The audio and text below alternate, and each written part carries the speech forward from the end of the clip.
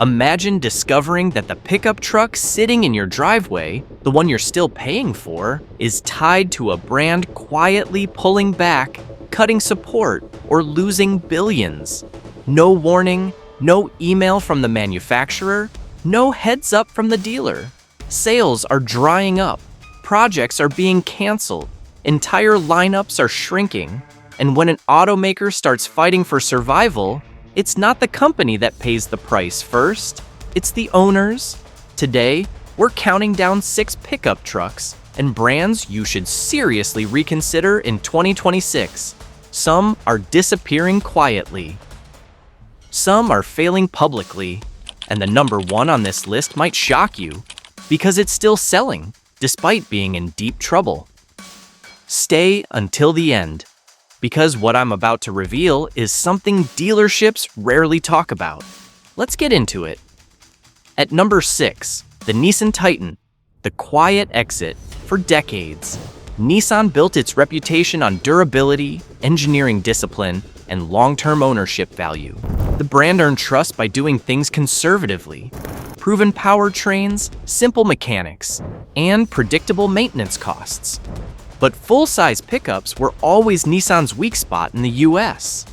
The Titan was introduced as a bold move, a Japanese-built alternative to America's truck giants. V8 power, competitive towing, aggressive pricing. On paper, it made sense. The real problem wasn't that the Titan was bad. It was that Nissan never fully believed in it, while Ford, GM, and Ram poured billions into constant platform evolution. New frames, new interiors, hybrid systems, tech upgrades. Nissan treated the Titan like a side project. Updates were slow. Redesigns were conservative.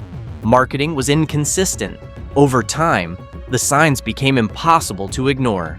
Sales volumes never reached critical mass.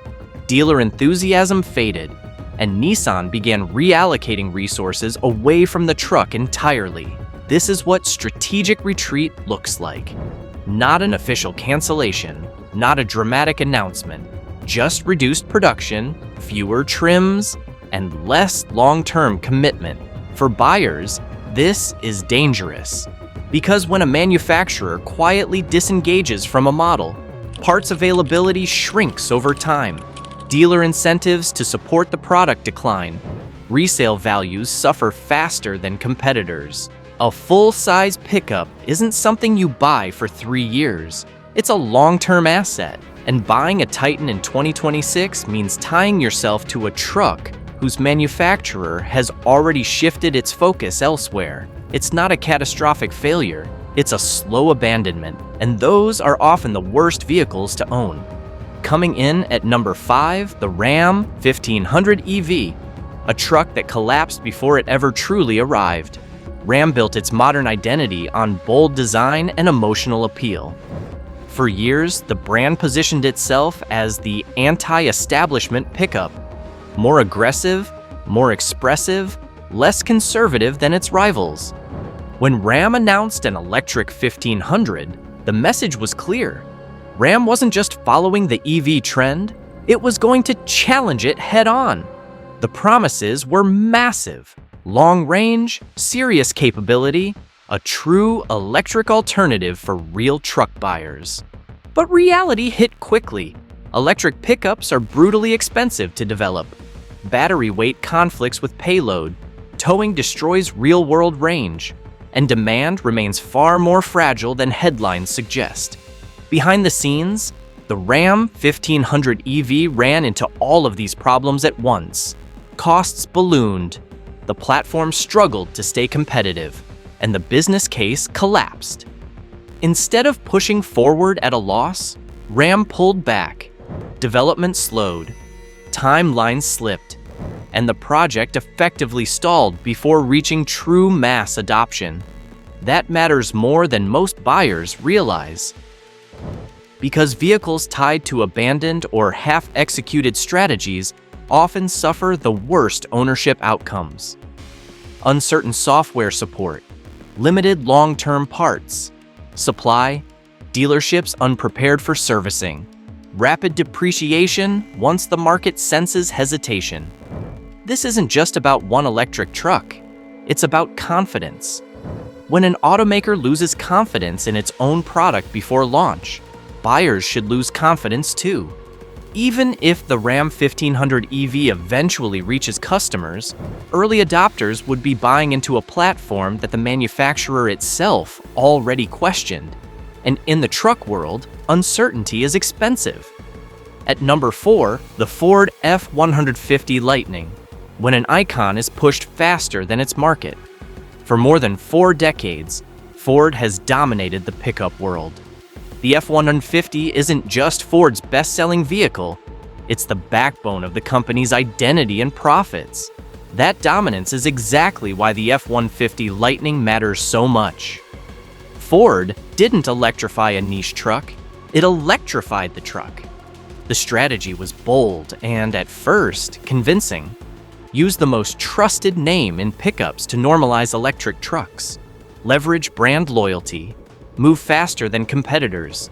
The problem is that the Lightning exposed a hard truth. Iconic branding can't override practical limitations. Electric pickups face structural conflicts that Ford could not engineer away. Battery weight eats directly into payload. Towing cuts real-world range by more than half. Charging infrastructure still doesn't match truck usage patterns. For many traditional F-150 buyers, contractors, rural owners, long-distance haulers, the Lightning simply didn't fit real life. Ford felt it quickly. Production targets were reduced, investment timelines were adjusted, and the initial sense of inevitability faded. This doesn't mean the Lightning is a bad vehicle. It means it's a strategic mismatch for a large portion of the F-150 audience. And that's where risk enters. When a product exists in tension with its core customer base, manufacturers reassess. They shift priorities, they redirect capital, they quietly slow support. For owners, this creates long-term uncertainty. Faster depreciation as demand narrows, fewer updates as focus moves elsewhere, unclear life cycle compared to traditional models. The Lightning's biggest weakness isn't technology, it's timing. Ford moved faster than the market was ready to follow. And when even the most successful truck in history struggles to carry a new strategy, buyers should pay attention. Coming in at number 3, the Jeep Gladiator, where brand image can't hide real compromises. Jeep is one of the most emotionally powerful automotive brands in the world. It sells identity, freedom, and adventure, not just vehicles. The Gladiator leaned hard into that strength. A pickup with removable doors, convertible capability, legendary off-road DNA. On launch, the Gladiator didn't feel like a truck. It felt like a lifestyle statement. But ownership is where image meets reality. The Gladiator is built on a platform that was never designed to be a comfortable, efficient daily pickup. Its structure prioritizes off-road articulation over ride quality. Its aerodynamics are fundamentally compromised. And its weight-to-power balance works against efficiency. Owners quickly notice the trade-offs. Harsh ride on pavement, disappointing fuel economy, limited refinement for the price point. Add to that recurring complaints related to electronics, steering feel, and drivetrain behavior, and the ownership experience becomes exhausting rather than empowering. This is the core issue. The Gladiator asks buyers to pay premium money for a product that requires constant compromise, and over time, that leads to regret. Not because the truck is incapable, but because it's misaligned with how most owners actually use it. Markets punish misalignment brutally. As resale values soften and buyer sentiment cools, owners absorb the loss. The Gladiator isn't collapsing because Jeep lost relevance. It's struggling because the product relies too heavily on brand emotion to justify structural weaknesses, and emotion fades much faster than monthly payments. At number 2, the gas-powered Ram 1500, a trusted name quietly slipping. For much of the last decade, Ram positioned itself as the most comfortable and stylish choice in the full-size pickup segment. Ram trucks were praised for interiors, ride quality, and bold design, often winning comparison tests for refinement. That reputation still lingers, and that's exactly why the current Ram 1500 is risky, because while perception stayed strong, reality began to drift. Over recent years, Ram has struggled with consistency. Owners have reported recurring issues involving electronics, suspension components, and drivetrain behavior. Not catastrophic failures, but persistent ones. The kind that don't show up on the test drive, don't fail immediately, but erode confidence month after month.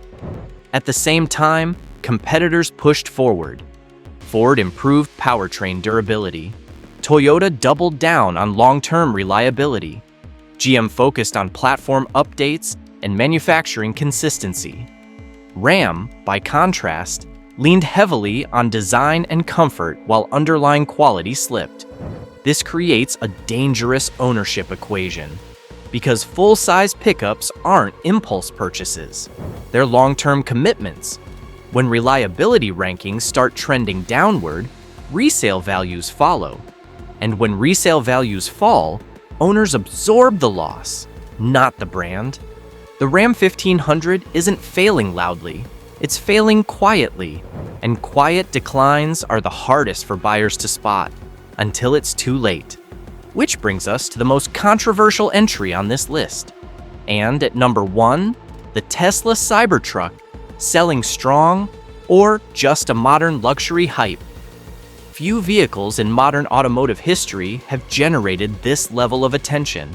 The Cybertruck is bold, polarizing, and impossible to ignore. And yes, it is selling. But that raises an uncomfortable question. Is the Cybertruck a real work truck for real owners? Or is it simply the ultimate hype product for modern wealthy buyers? Because when you strip away the headlines, the picture becomes more complex. The Cybertruck isn't an evolution of a proven pickup formula. It's a radical experiment.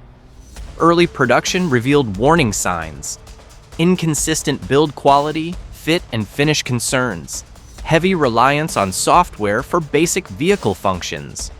For Tesla, rapid iteration is normal. But for truck buyers, that mindset is unfamiliar and risky. Pickups are tools. They're expected to last a decade or more, to work in harsh conditions, and to remain serviceable long after trends fade. And this is where the Cybertruck starts to feel disconnected from traditional truck culture.